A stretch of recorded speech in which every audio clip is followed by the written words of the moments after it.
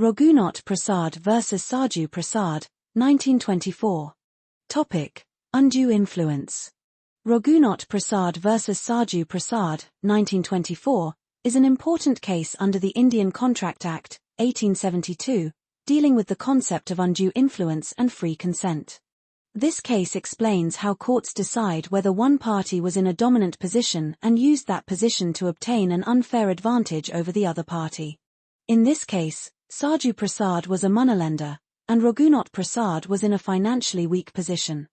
Sarju Prasad advanced loans to Raghunath Prasad on harsh and unfair terms, taking advantage of his financial distress.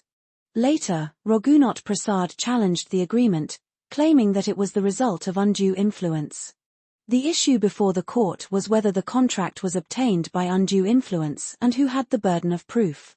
The Privy Council held that when a person is in a position to dominate the will of another, and the transaction appears unfair or unconscionable, the burden lies on the dominant party to prove that no undue influence was exercised.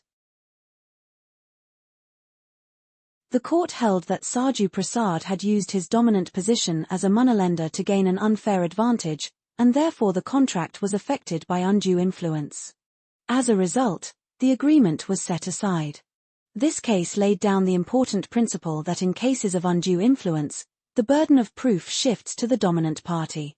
It protects weaker parties from exploitation and is a leading authority on undue influence under the Indian Contract Act, 1872.